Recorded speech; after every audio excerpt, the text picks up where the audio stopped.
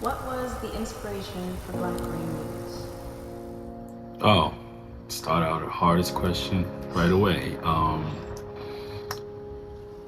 The inspirations, it's a multitude of things. One was just having gone to school for journalism, having had an interest in newspapers from the time I could read.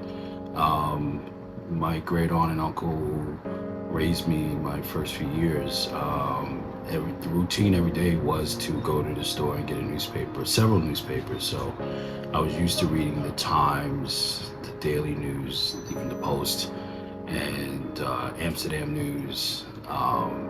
My formative years, just that was part of the process of every day reading newspapers, and then coming to find years later that my great grandfather was a Pullman porter, and finding out that Pullman porters used to throw newspapers into the fields when they went through the deep south so that former slaves would read about the opportunities in the north for jobs. And so that was all part of my development when I was younger, and then going into journalism, having my first article published in the Staten Island Advance. It was about being anti-death penalty when I was in middle school. And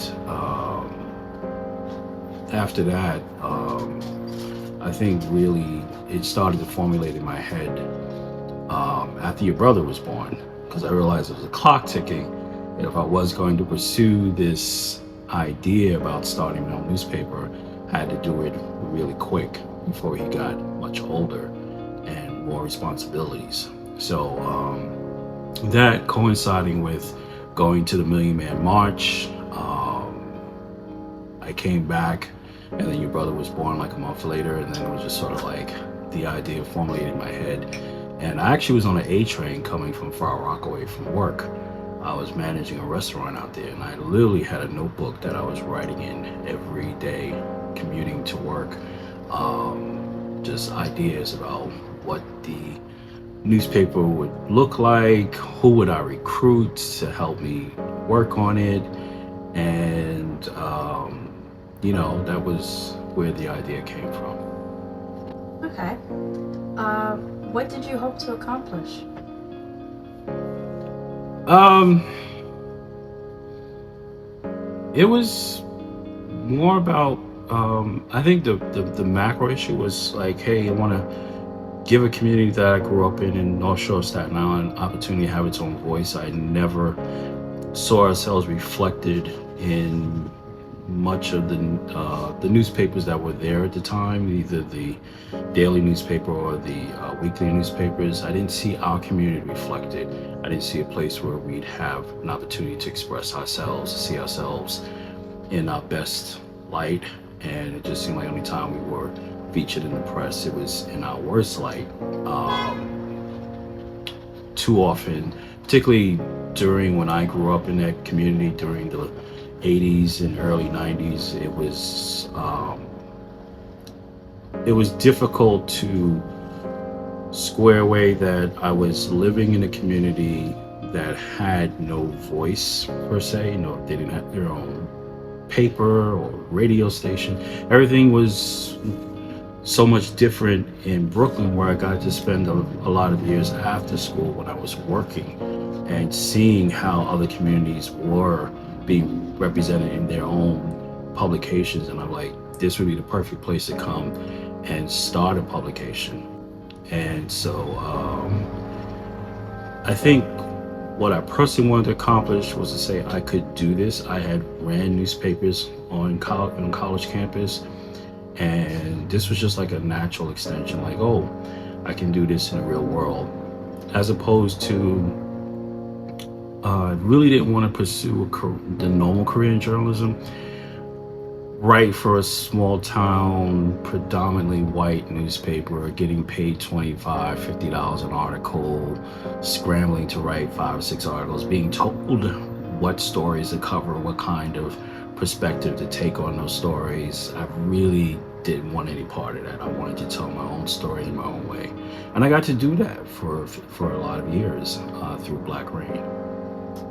Going off of that, at what point did you realize you began to accomplish these goals?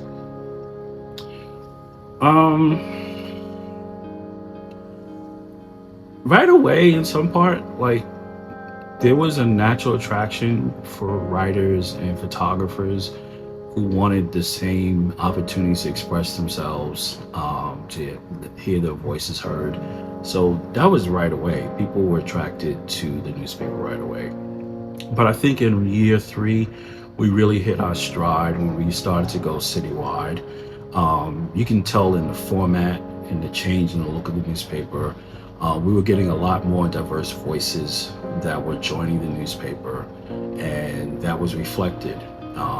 We had people who were not only just wanting to espouse an opinion, we had people who were really interested in covering business and covering entertainment and covering government and local politics, and covering sports. That's where I really saw the explosion of the newspaper in terms of the ideas. So does that answer your question? Yeah, definitely. Okay. What was your favorite memory? That's hard. There are so many. I think top 5 would probably be covering the Yankees for the first time, walking onto Yankee Stadium as a Yankee fan, going through the press entrance, sitting in the dining room with the players and with journalists I had been watching my whole life. Then going out onto the field for the first time, I was frozen. I couldn't move because Derek Jeter was standing 20 feet from me.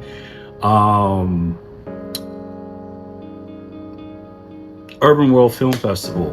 I love going to that festival every year just because I'm just a big film buff, and seeing the creativity of people of color being expressed in film just for that particular festival. And at that festival, getting the opportunity to interview Maya Angelou in person. And I was so nervous.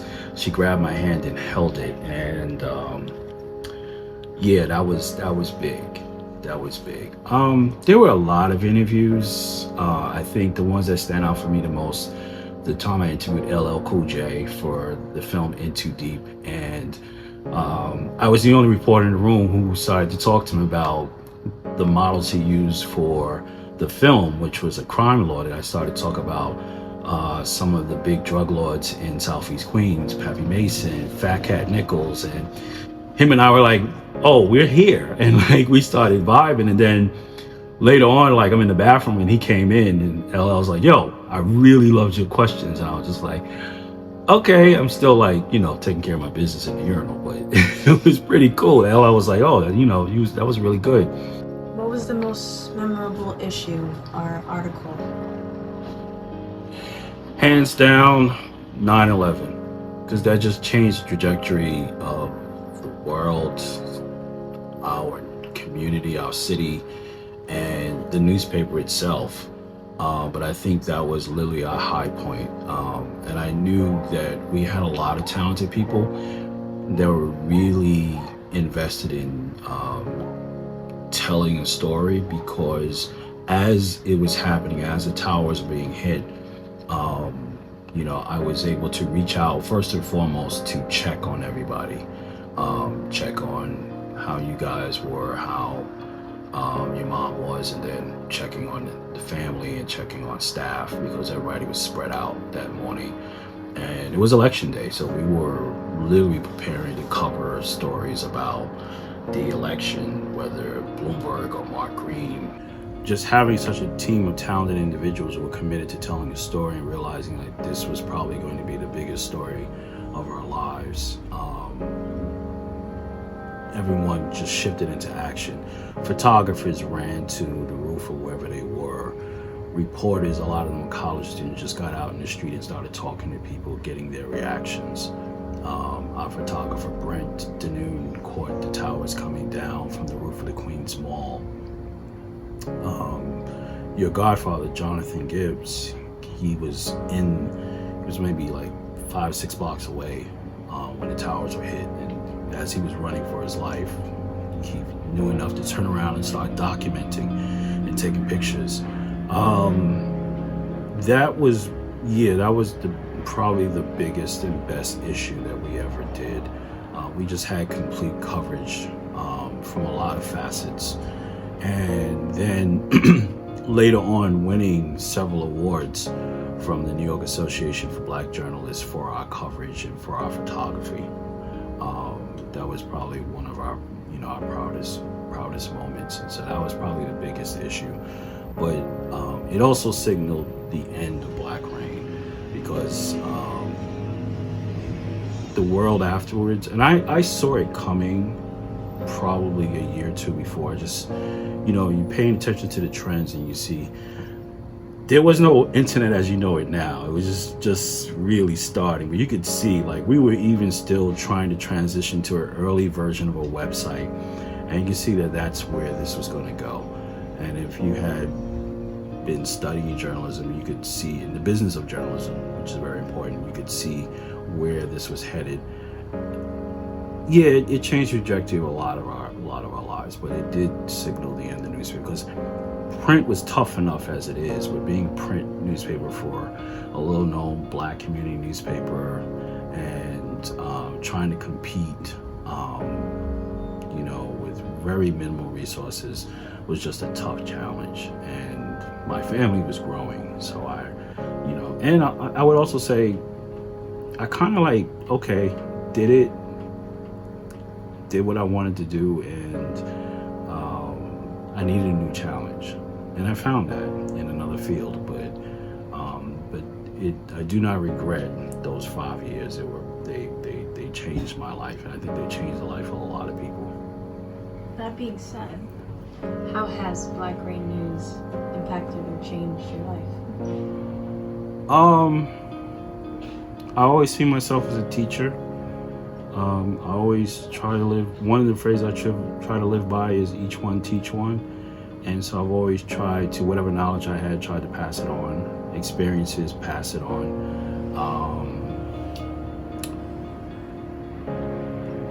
I'd probably say I've been impacted just by the lives of the people that I've come into contact with, and how they've transitioned on after Black Rain to do bigger and better things. But for me, it was okay. I wanted the experience of publishing in a newspaper.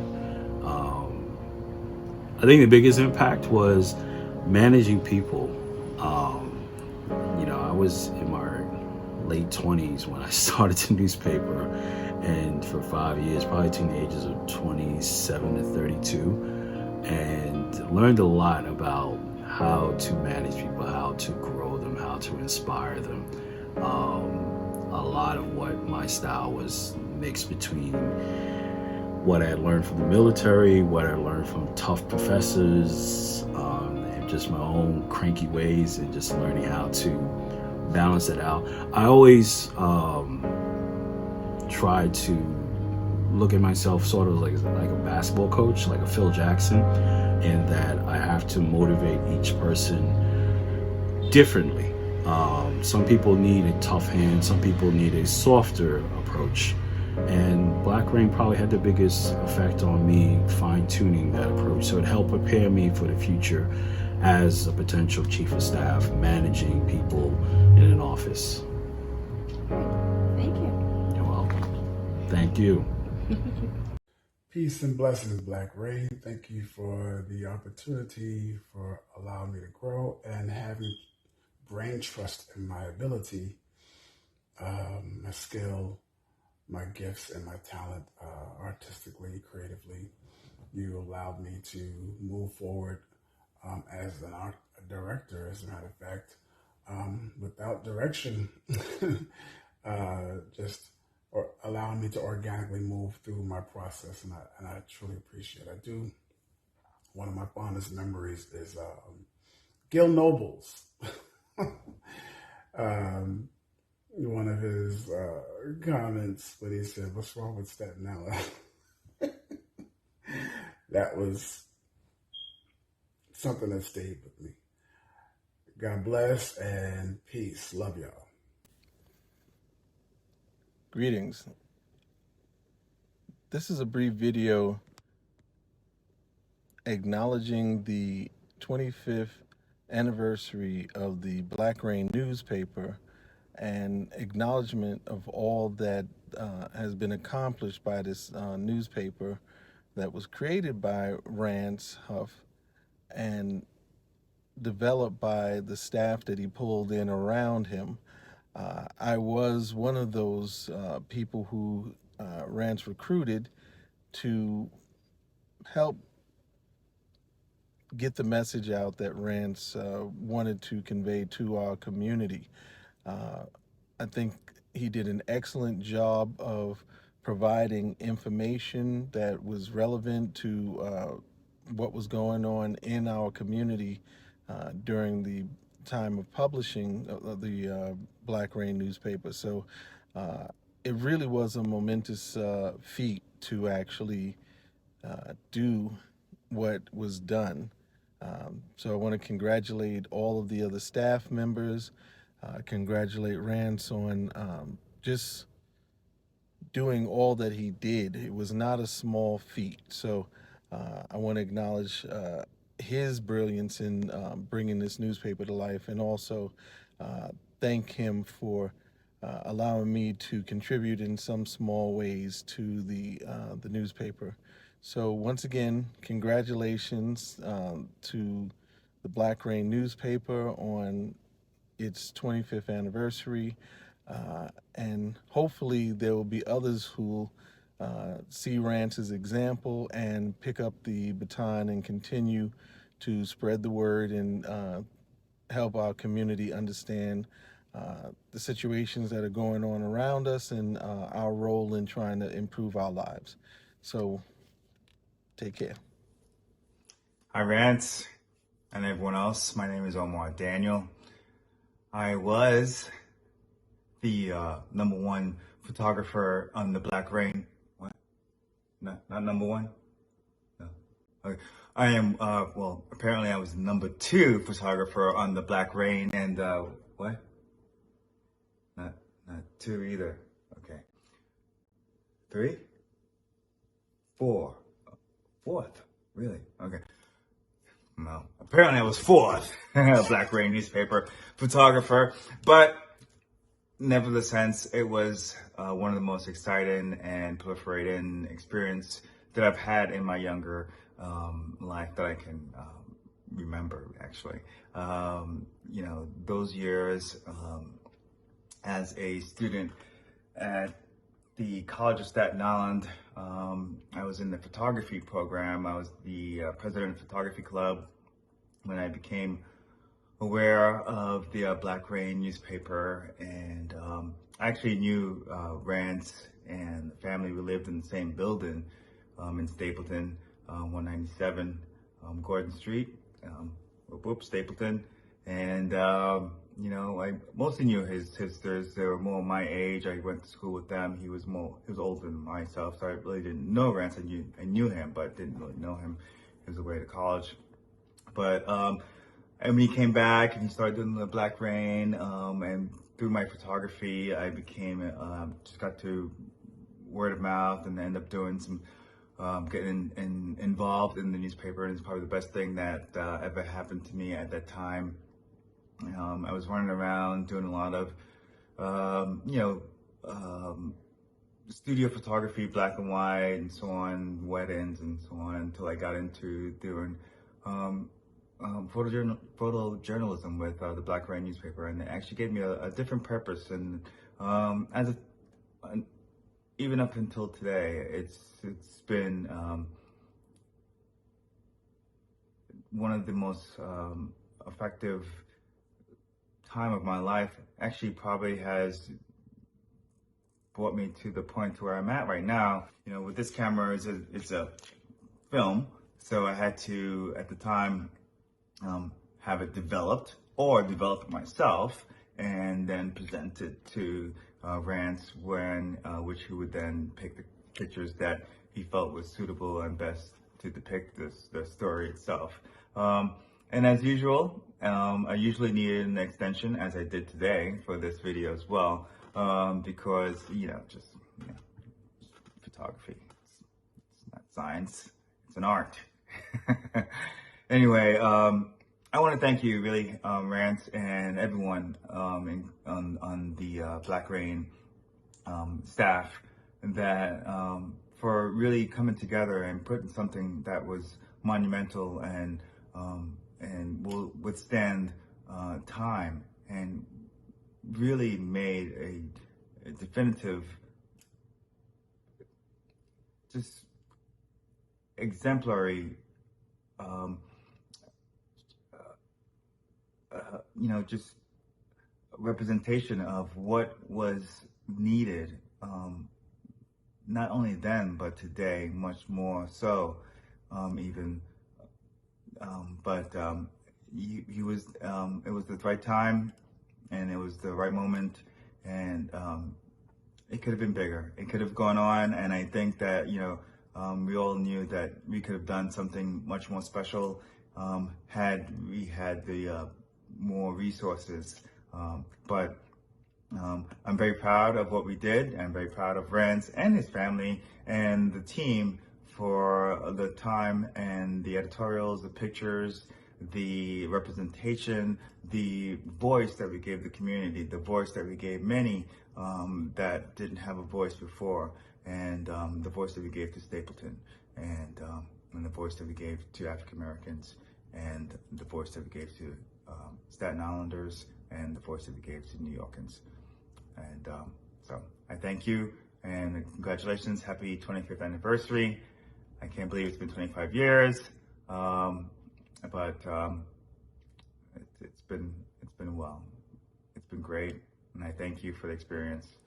25 years since Black Rain. Seems like that doesn't seem possible. I definitely didn't have these grays 25 years ago when I was writing for the paper. My name is Askia Farrell. I had the pleasure of writing for Black Rain back, I believe it's in its infancy stages up until the time that of the last publication. It was a great time. I did not know what I was getting into initially. I just know that through my cousin Dave, he told me about Rance in this paper. I was a writer, still a writer, and he was just like, basically we could interview the Yankees. I was like, I'm a Yankee fan. That was a no-brainer. But I didn't know about journalism as far as talking to people, interviewing, that kind of thing. I was just a writer, but I learned it. And I got to interview some of the best people in the game at that time: Bernie Williams, Derek Jeter. I interviewed Willie Randolph, and it's just like wherever you went in the world, there was a story, right? So I went to South Africa, and I wrote about visiting Robben Island, where Nelson Mandela was jailed for all that time, 27 years. I went to Trinidad to see my father for the first time since I was a child, and I wrote about that experience. I was going to visit my mother in Seattle, so I got credentials to see a Supersonic game at the time when Seattle had the Supersonics, and I interviewed Vin Baker. I saw Gary Payton. So it was a thrill and an honor of a lifetime for a young writer to get that kind of exposure, and just things that I otherwise would have never gotten. And I'm very grateful for Rance for putting me on, and the great friends that I've made over the years with Black Rain that I still see to this day. Sometimes the street we chop it up. It's always fun to see. One story though, and this may be edited out, I'm sure, but I was always a big Patrick Ewing fan. Always Patrick Ewing defender since he was in Georgia, since he was in Georgetown. Don't talk bad about Ewing. Blah blah. Anyway, so the Knicks lost. I'm in the locker room. I see Ewing for the first time ever, and I'm going to interview someone else, but I see Ewing, and he looks at me. He's in a bad mood. There's a crowd of reporters. He looks at me and everyone else. And he looks directly at me, and he says to someone, "They'll just let any motherfucker in this room." That's my Patrick Ewing story, and it's a true story. Still love him though. Didn't take it personally, but anyway, it was a great time working for the paper. As I said, made many great friends, and I'm very grateful for Rance for having me. And I'm looking forward to this anniversary publication. Peace. Happy 25th anniversary, Black Rain News. Thank you, Rance Huff and the Black Rain News staff for creating and publishing this newspaper, representing the culture in a positive light, and also giving me the opportunity to explore photojournalism and to practice my passion in sports photography. For that, I will be eternally grateful. So once again, thank you for all that you've done in the world of journalism. Greetings, this is Josephine Tucker. You know, this is such a bit of a challenge for me with regards to being able to share my memorable moments with Black Rain. But I'll do my best because I think we were able to be the first event that Rance featured Black Rain, which was at the Power Moves Incorporated Breaking Down Barriers Black Solidarity Day, which is the first Monday in November, the Monday before elections. And we were having our celebration at St. Philip's Baptist Church, and Rance was able to bring in the newspaper. And instantly, my mother, Athleen Smith, and my brother, Baruchi Tucker, we all kind of knew that this was going to be something that we were all going to be a part of. My mother became a distributor and has, kept the history of Black Rain in our house, like we have just about every paper that was published that she would keep. I became a photography journalist, a photojournalist, and writer. My brother was the artist for the paper. I really enjoyed being able to go places as a photojournalist, especially going to WNBA games, being able to see Lobo play live, being able to just be a part of the WNBA and its inception, and taking great pictures and interviewing some of the players of the team. In addition to doing some Staten Island op-eds, being able to interview my cousin was really a great activity for me. I think it was helpful for her as she was going through her healing process, Cheryl Morris, and her explaining what scardosis was. It was definitely part of her healing process, and it gave her a different purpose in her final days here on Earth. And then also being able to see my grandmother featured in the paper for her 96th birthday, when Rance was able to interview her when she lived in Panama City, and then present her with the citation award from, at the time, Assemblyman State Senator Vitelli. So those are the great moments that I had. I mean, outside of being able to come to the house, watching Pharaoh on the computer, tip-tapping away like a young man that he was, even at the age of 2 probably, sitting at the computer and helping his dad work on things for the Black Rain. Always had support from Vanetta and the rest of the family. So those are my moments, those are my memories, and I have so many, but I don't want to take up too much more time. But thank you for the experience, Rance. 25 years, wow. It's been a while. And I will say that I probably have a lot of papers in my house. Just was going through some things. And so the history is there. And God bless you for the thoughts, for the ideas, and for sharing them with us for those years that we've had together. Take care. And congratulations. Happy anniversary. Hi, everybody. Rance, when I got the Facebook message from you, man, I just got a big smile on my face. I applied for an internship at the Black Rain while I was at Rutgers, and I don't really even know what I was doing applying for it. I'm a white guy, I had never really even heard of the paper, living in New Jersey. It didn't have a reach to New Brunswick where I was living, sorry to say. and I think if I applied because it was covering the Yankees, so like a sports journalist or something like that, if I remember right. And then the next thing you know, I'm standing in Yankee Stadium and my legs are shaking and I'm walking out of the dugout, which is, an epic experience for me. You were so open to, new people coming on, and you gave great feedback. I had no idea what I was doing. I was still in college. It was, really my first journalism, real journalism experience ever. And I learned a ton. So, I always look back on that experience as one that's seared in my memory and that I'll take with me to the time I go to my grave. Then there are certain experiences in it that, like, I have to question whether they really even happened. They were that crazy. I mean, I got the chance to interview Derek Jeter twice, David Justice. I tried to get Bernie Williams, but he pulled a veteran move on me. I asked him for an interview before the game, and he said, "Do you mind coming back after the game?" And then when I came back after the game in the clubhouse, he wasn't there. But I remember some stuff that's just absolutely ridiculous. Like in 2001, I want to say, in the playoffs, I get onto the elevator in Yankee Stadium to go upstairs, and Donald Trump gets on with a woman.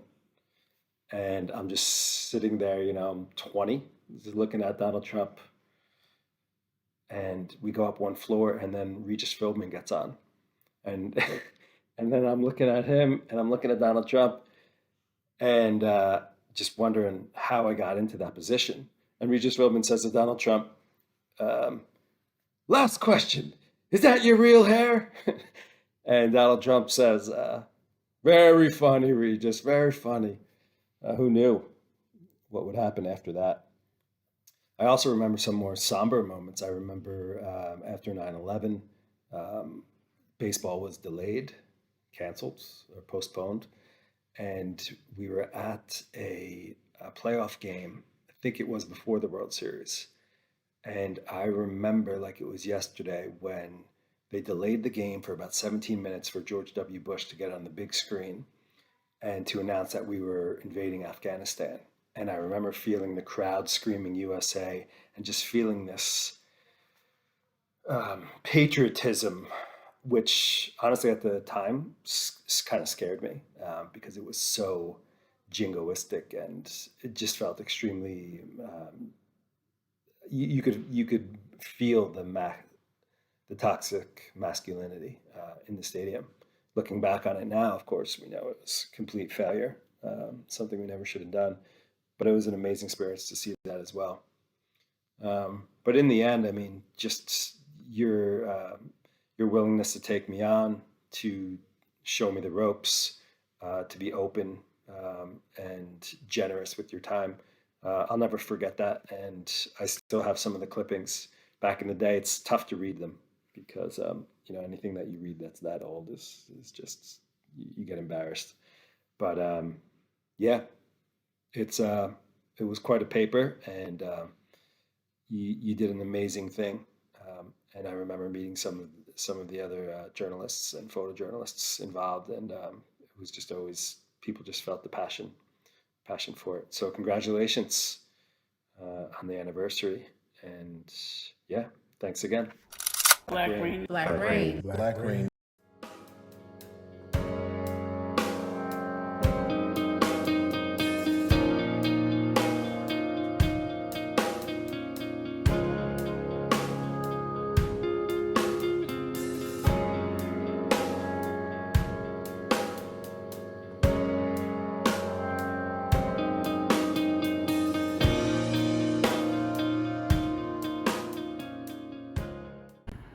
Greetings. My name is Rancy Huff-Jackson. I was the publisher of Black Rain News. I published that newspaper from essentially 1996, 97 to 2002-ish. And in those 5 years, the collection of people, photographers, writers, artists, salespeople, columnists that came together to help create that newspaper. It's now 25 years since that founding, and I just wanted to take the opportunity to look back, one, to catalog and preserve a lot of what we did, the newspapers, the photos, and also give folks who participated an opportunity to look back as well and to comment about how the newspaper may or may not have changed their lives or impacted their careers. Most importantly, I think the biggest project that comes out of this is that folks will have an opportunity to see the Black community of Staten Island captured during those years. There are photos of events, culture, businesses, and most importantly, the people. Some who are now no longer with us, but to look back and actually our primary focus was on that particular community. And I wanted to share those photos with all of you. And you have an opportunity to see what we accomplished during those 5-6 years. Thank you so much to everyone who participated, and more importantly to everybody who ever supported Black Rain News. Thank you so much.